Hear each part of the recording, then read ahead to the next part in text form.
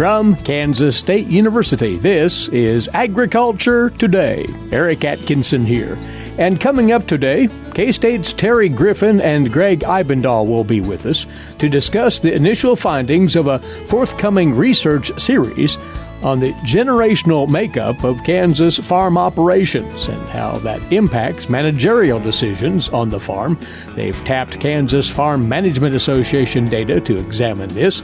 Today they report on two areas of interest: the actual breakdown on generations in both sole proprietorship and multi-proprietor farms, and the generational effect on net farm income. Later on this week's horticulture segment, K-State's Gregg Eyestone troubleshoots tomato problems in our home gardens currently. Plus more, right here on Agriculture Today. What is radon? Home exposure to radon gas is the leading cause of lung cancer death in the United States for non-smokers.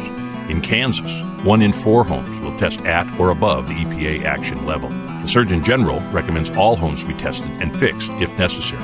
Visit kansasradonprogram.org for more information.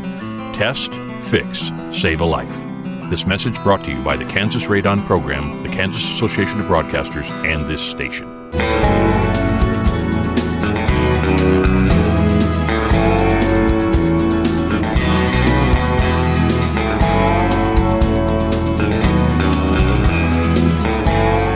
You're listening to the K-State Radio Network. Once more, glad to have you along with us for another Agriculture Today.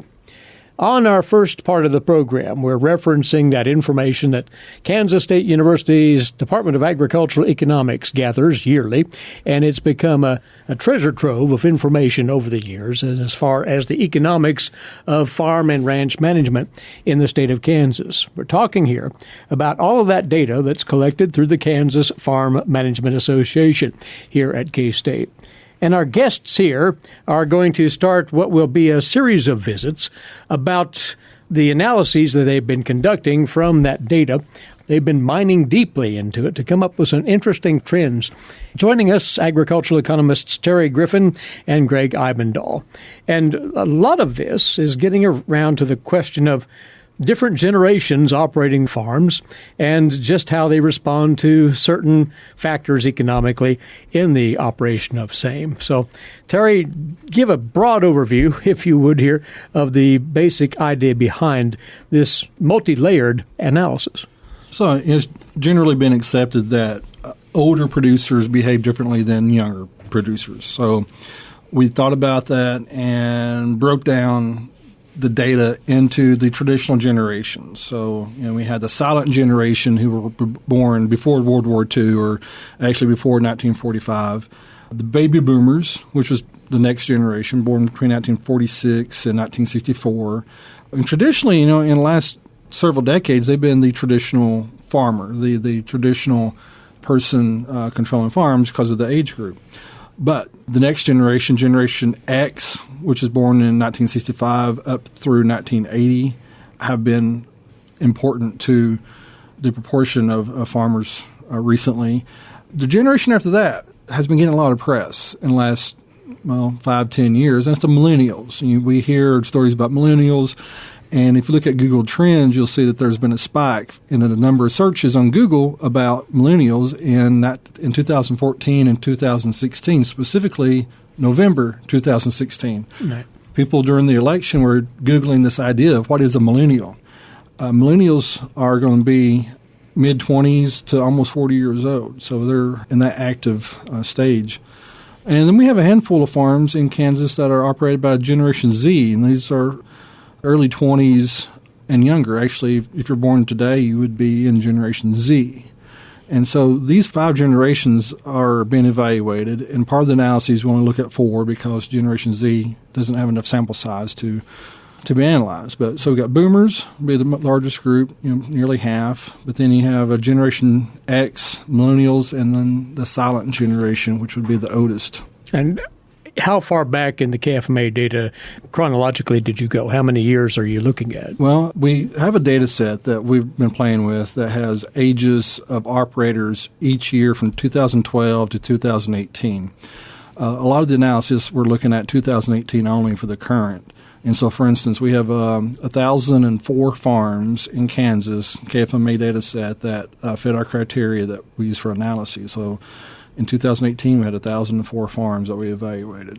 Yeah, we should point out, too, that within the database, the whole operator thing really adds a whole nother layer to the database, because normally we look at things on a per farm basis. Well, when you got a farm and you got several operators, that makes it a little more complicated. So this is really kind of more of a recent phenomenon where we have actually expanded the database to allow for multiple operators in our system now. And taking that up, Gregg, that's another element here as you're weaving all of this together. How does that break out? That is, sole proprietors, as you're calling them, versus multi-operational farms. What's the proportion there, if you will? Well, I think most of our farms are going to be the sole proprietorship farms. In some of the analysis I did, I actually was just looking at it by kind of like generational group, and I would label a farm maybe as a baby boomer farm if it had maybe multiple operators within a baby boomer situation. So there are several ways we can kind of go about regrouping these things and looking at things. But I think our first stab was kind of look at this along the traditional boundaries of what is a generation. So most of our farms were sole proprietors. Out of that 1,004 farms, 824 were sole proprietors, so roughly 83% of the farms in our data set were sole proprietors. The other 17% were multi-generation, or at least multi-operator farms. They may be from the same generation, but there were multiple operators. And these multiple operator farms are typically a LLC, partnership, some sort of formal arrangement where there are at least two people who have management responsibilities. A lot of people may think like the multi-generational farm is going to be like a father-son, mother-daughter type thing, but that's not necessarily the case, because you can have two brothers within a family and potentially be multi-generational as well. Mm-hmm. But why that's important, whether it's a sole proprietorship or a multi-generational operation, that variable could make a lot of difference in a whole host of farming decisions and economic decisions, correct? Well, this actually has been looked at pretty closely in a lot of other areas outside of agriculture. I mean, you look at the banking industry, church attendance, everything. They always look at this in generational things. I think there's really kind of a lack of research within the farming community about generational issues. Terry, one of the points that you brought out in a write-up on this, millennials are the fastest growing generation of farm operations? That is correct. So if you look at the charts that we'll have on the Ag Manager, from 2012 to 2018, we had the proportion of all farm operators, and the millennials are the fastest growing.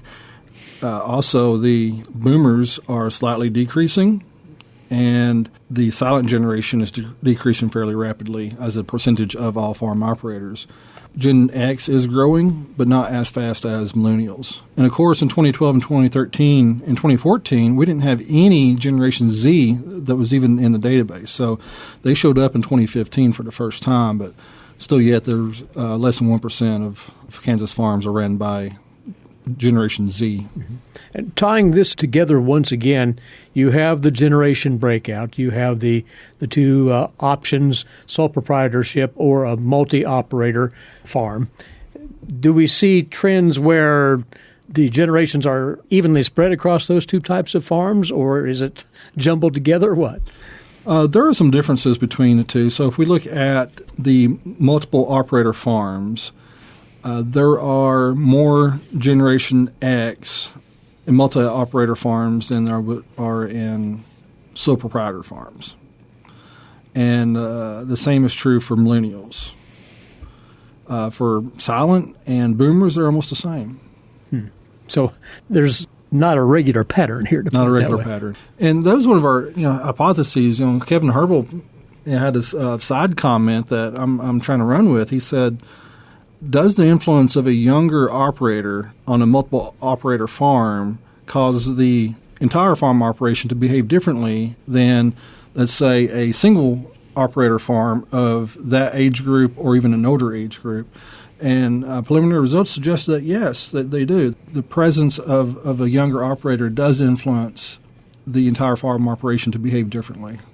And you can then break that out into various decisions, which we'll do as we go through this series. And in fact, in just a few moments, we will look at the effects on net farm income. But broadly speaking, with this kind of information in hand, how would you find it useful in analyzing trends in farm operations, Gregg? Well, I think, some of the trends we're seeing in some of the other areas where they've looked at generational effects, I wonder if you could apply some of those issues to the farming community as well. I mean, as far as, the amount of risk taking, they always talk about baby boomers aren't very good savers and they spend for the now. I think it'd be interesting to look at that on the farm side and see if we're seeing those kind of trends as well.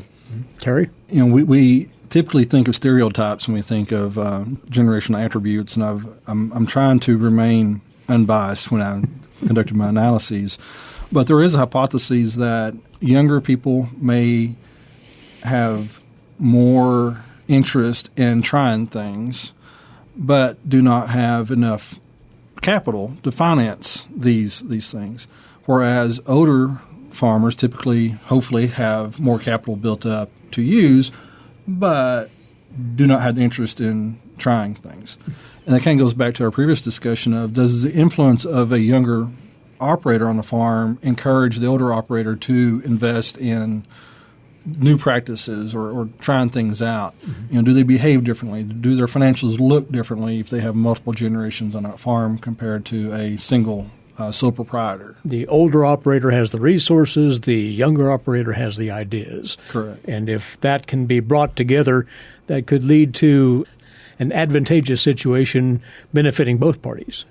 Theoretically. And we're going to try to test that in the coming months. Very good. Yeah, going back and reading some of the literature last night about generations, Generation X was really the first generation that transitioned from basically having no technology when they started school to now, it's all technology. And the millennial generation has had technology the whole time they've been in school. So, yeah, there's definitely been a big change how it's affected the generations. We want to take up one of the applications that you've put this data to recently, and it's a write-up that will soon be appearing on agmanager.info. That is the generational effects on net farm income. If you stand by, gentlemen, we'll get into that. Our guests are K-State agricultural economists Gregg Eybendahl and Terry Griffin. Again, they've been among a quartet of agricultural economists who have been digging into the KFMA data and breaking this information out. And we'll take up that latter topic in just a moment. After this break, you're listening to Agriculture Today.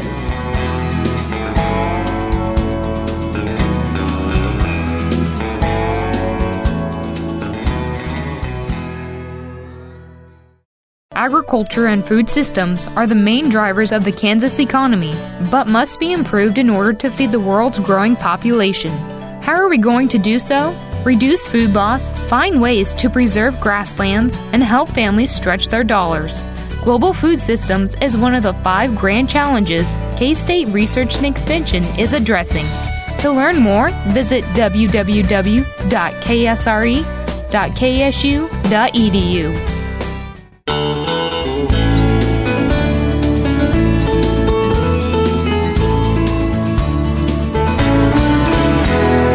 We're back now on this Agriculture Today, and Mike's side once again, K-State agricultural economists Terry Griffin and Gregg Eybendahl. They're among several peers that have been looking here at K-State at Kansas Farm Management Association data and looking at the generational effects on farm and ranch decisions and operations. Earlier, we shared some of the trends we see in generations on our Kansas operations as per the KFMA data. But Gregg, you and Terry, among other causes here, have been taking this information, distilling it down even further, trying to get an idea on the generational effects on net farm income. What's the approach here? Well, I think the first step was actually to, once we classify a farmer and the operators on a farm within a generation, to me the first obvious step was, well, are there any profitability differences among the generations? So that was kind of our first step. The issues arise, though, when you start looking at beyond just a single generation farm, because then when you start combining generations, then the combinations get quite numerous. So with 4 major generations that we're looking at, and you start getting all the cross products, you get up with about 6 dual cross generations, I think about 4 triple cross generations, and potentially you could have a farm that crosses all 4 generations. And we do have one of those in our KFMA database that actually crosses all 4 of the major generations that we're talking about. And in fact, you have a graph here, which we obviously can't convey it here on the radio, but it does illustrate just how complex and intertwined this becomes. But Terry, why would this again be a valuable thing to identify? Well, the hypothesis is that operators from different generations behave differently. They may save differently. They may try things at a different pace than other generations. And we're testing that. We're testing to see if there's actually measurable differences between generations. In this case, we're looking at net farm income. Before we get into your findings to date, any preconceived notions on how that might be? Well, we had two hypotheses.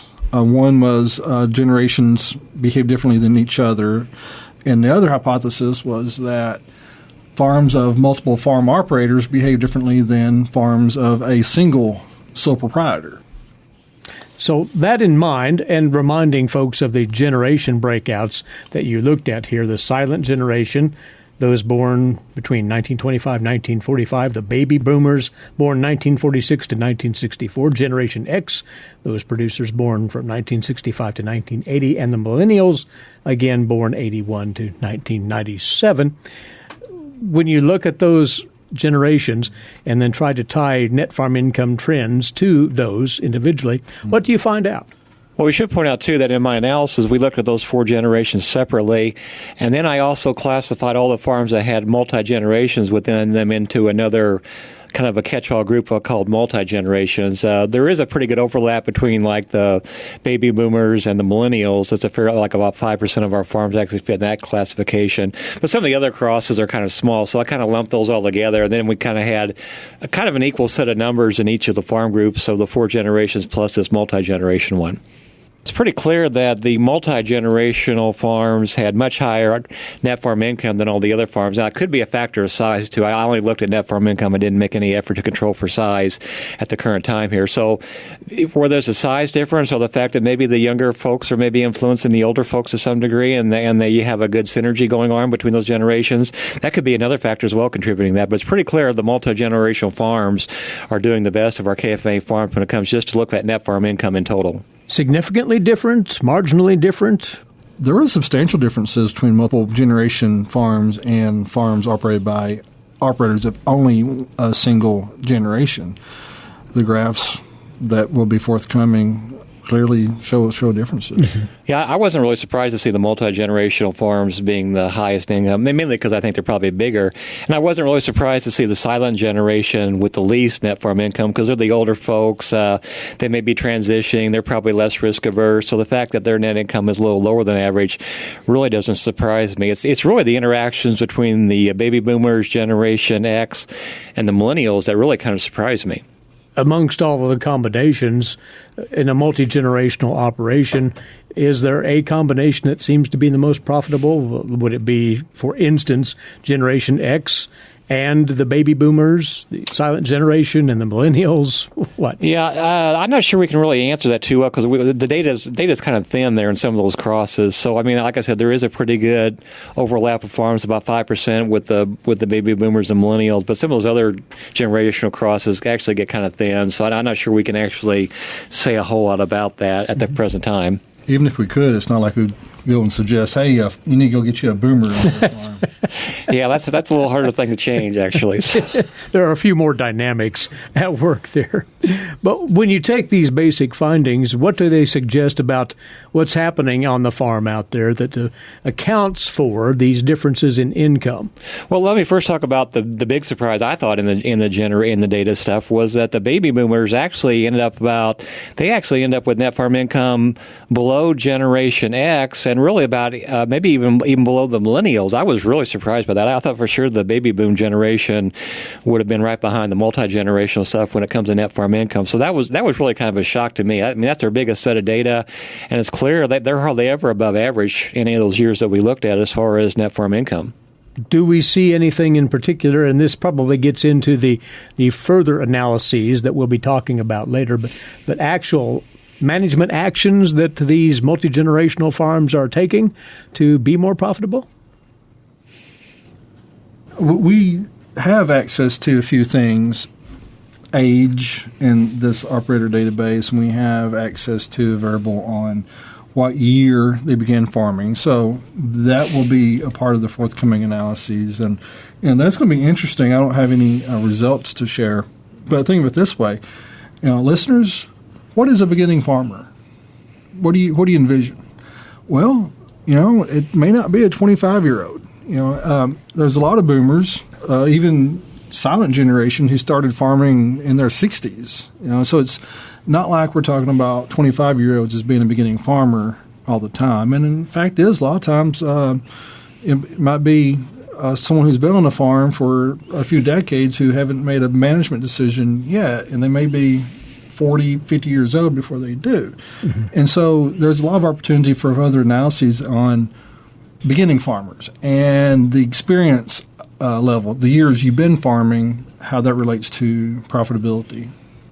Now, you've more or less laid the groundwork with the generational analyses and gotten into variables, including net farm income effects. But, Terry, you have plans, along with your team, to sift through it further to find out more nuggets.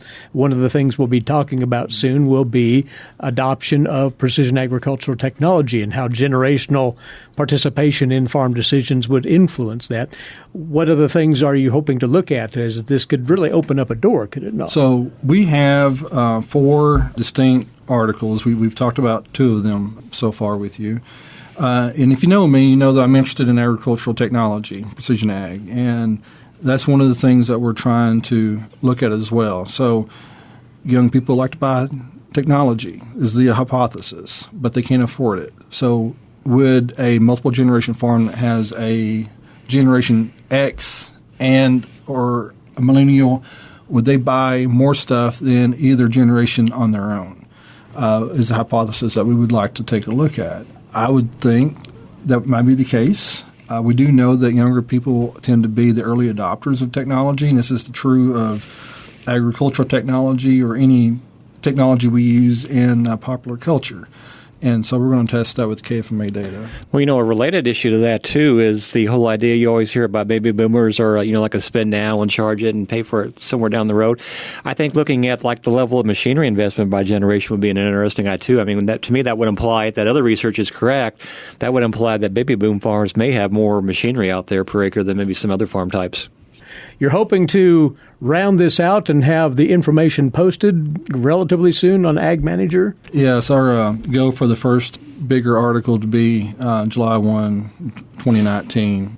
We've been working on it for several weeks, a couple of months actually, and it's been a pretty good data set to dig our teeth into, and we've invested a whole bunch of effort into making sure it's accurate, and I can't wait to get it online to share it with the public. And on that note, and we'll finish on this, as this becomes publicly available, how do you hope the agricultural sector can use this information to various benefits?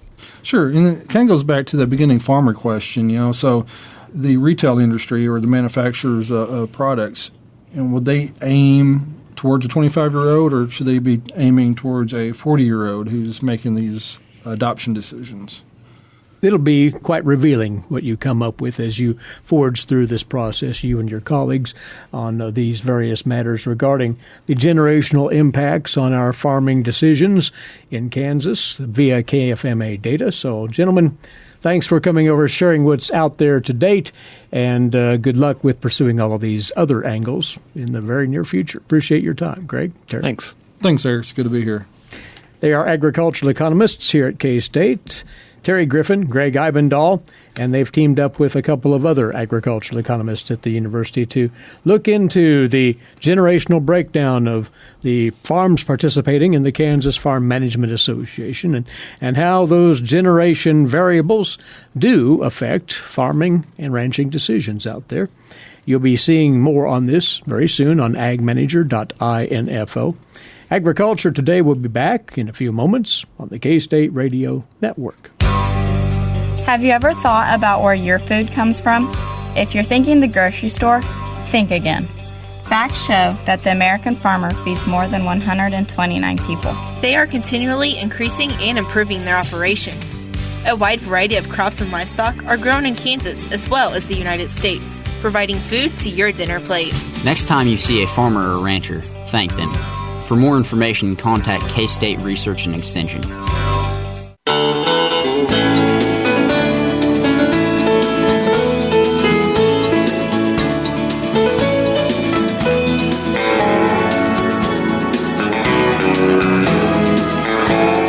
Welcome back to Agriculture Today, coming to you from the campus of Kansas State University. Eric Atkinson here. For you now, today's agricultural news headlines, courtesy in part of DTN. Well, the U.S.-Mexico-Canada trade agreement is a little closer to becoming an operational reality, as Mexico has now fully endorsed the accord. Here's an update from the USDA's Gary Crawford.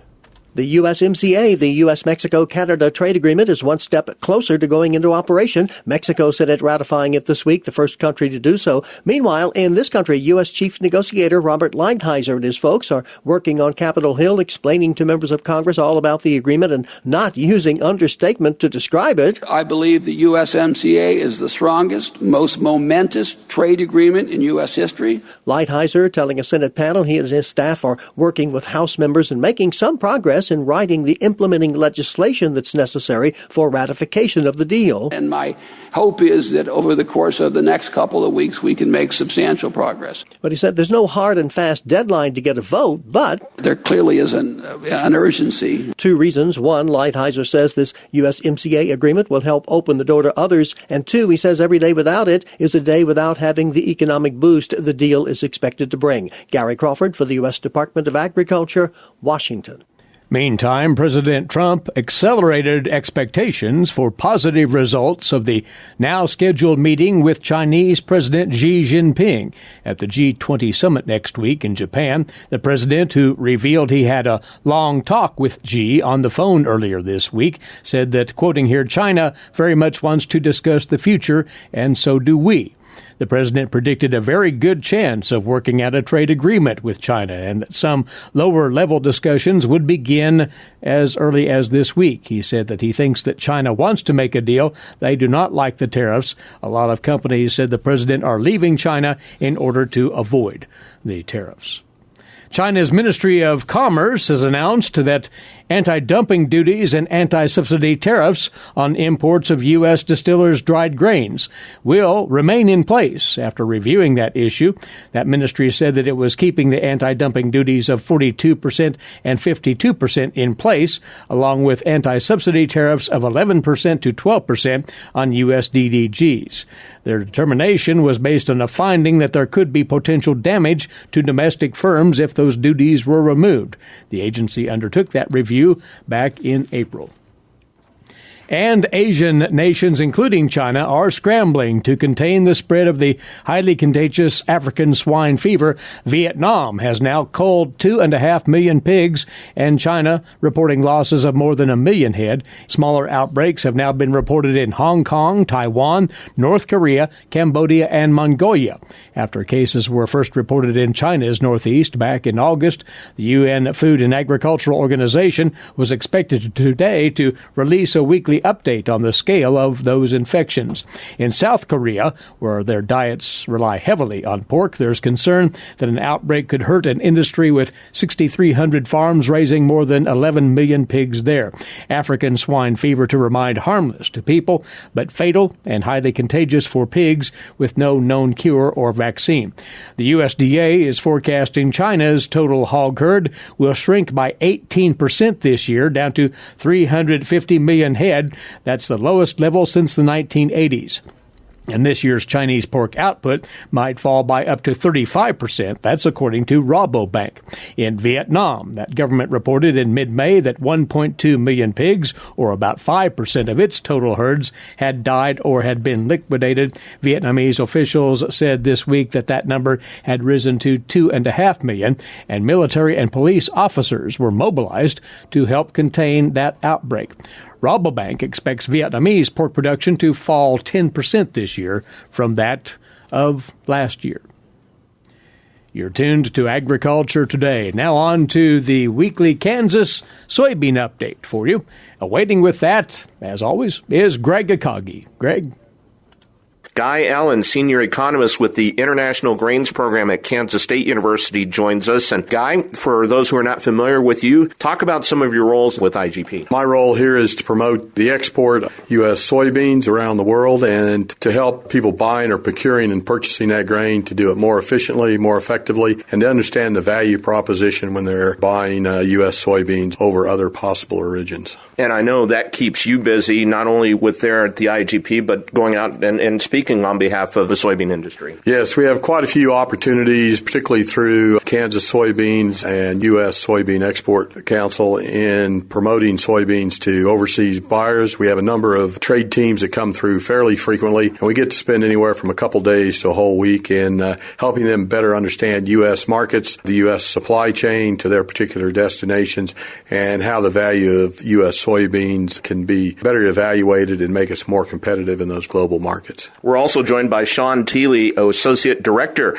with the International Grains Program Institute at Kansas State University. And Sean, talk about your role as Associate Director of IGP. My main role is to oversee the workings that are taking place between all of the different aspects at IGP and really being that point of contact for not only the Kansas Soybean Commission. So IGP's mission is to provide technical, research-based training that benefits industry professionals worldwide while enhancing and growing the market preference for U.S. grains and oilseeds. So to do that, we focus on Guy Allen's area, but also my area, which is flour milling and grain processing, technical expertise, and another content expert. We have Carlos Campabadal, who focuses on feed manufacturing and grain storage. So between the three of us, we work together to drive the mission of IGP, promoting U.S. grains and helping U.S. farmers who do so much to support us with our mission. Without the support of the Kansas farmers and the Kansas commissions, IGP would not exist as we are today. So we have a close working relationship with the Kansas commissions and drive technical programs and really share that expertise on the amazing quality that comes from U.S. grains, U.S. soybeans, and all the work that goes into that. Sean Teeley, Associate Director with the International Grains Program, and Guy Allen, Senior Economist with the IGP, joins us on the Kansas Soybean Update. It's brought to you by the Kansas Soybean Commission. Greg Eyestone there. Many thanks, Greg. This reminder, if you miss one of our broadcasts, you can catch it on our podcast site. That is agtoday.net. At that same site, you can subscribe to our podcast service and have the program automatically downloaded each day to your mobile device. The place to take care of all that, again, is agtoday.net. This week's horticulture segment is next on Agriculture Today. Did you eat today? Thank a farmer. A way to get more involved in agriculture is through 4-H and FFA. Through 4-H and FFA, we have been given multiple opportunities to grow as leaders and learn more about agriculture. You can learn skills related to jobs, public speaking skills, and you get the opportunity to travel around the country and meet new people. If you want more information about getting more involved in 4-H and FFA, visit them on their websites at kansasffa.org and kansas4h.org.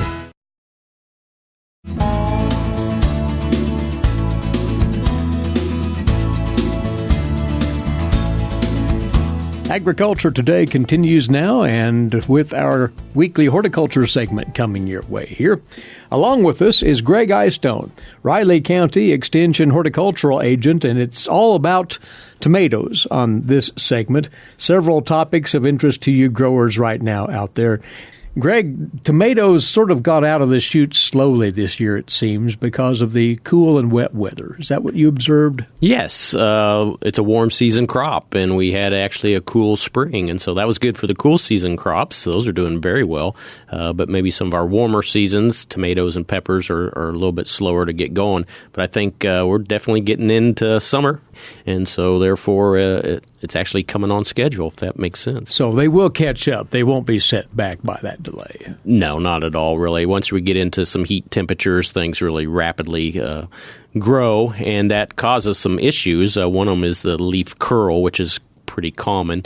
So coming out of that cool season period, they've kind of been having it pretty easy, and so they were getting lush. But now when we get into some warmer temperatures and the stress for moisture, we get this curling of the leaf, and that's just to reduce the amount of moisture that it's needing, and so those root systems are going to start adjusting to that. And so this leaf curl often happens at this time of the year. It also will happen if you do some cultivation, rototilling, or something like that, damaging some of those roots. You'll see that leaf curl.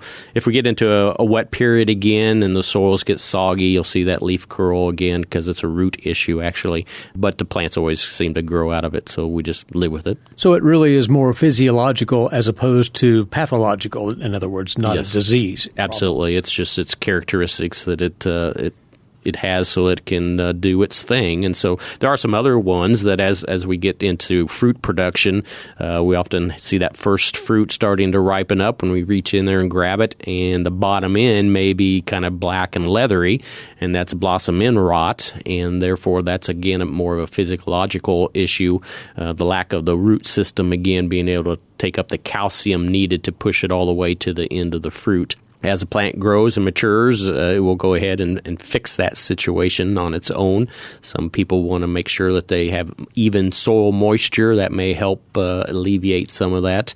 Typically, we have plenty of calcium in our soils, and so adding calcium generally doesn't correct the situation. It's more of a wait and see. Some varieties are more prone to it than others. And if you don't want to have any tomato issues, grow you a cherry tomato or maybe some of these processing canning types. Those seem to be able to tolerate our weather conditions and don't have as many issues with them.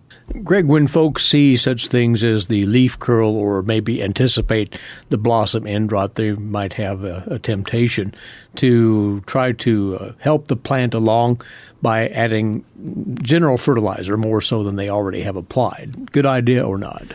Oh, not necessarily. I mean, it depends on your gardening practices. If you've had some compost or organic matter prior to planting, there's probably going to be enough nutrients there.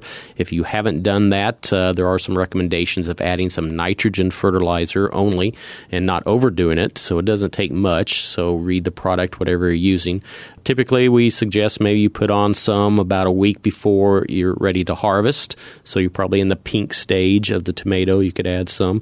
You can add a little bit more a couple weeks after you are starting to harvest if you're not getting some of the growth that you think you should be getting out of your tomato. And again, about a month later, you can add again some nitrogen. But it boils down to the different soils that we're gardening in and your practices, whether any of that's even needed. Now, there's another condition you wanted to address here, and that's called, generally, wilt.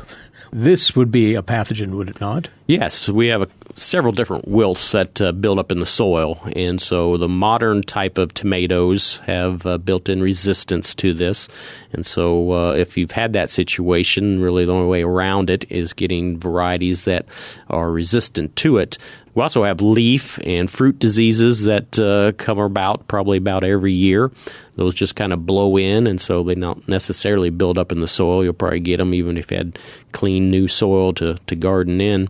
Air circulation is what I really promote. Plant your tomatoes far apart, cage them, tie them up, get some air circulation around there so your leaf will dry out.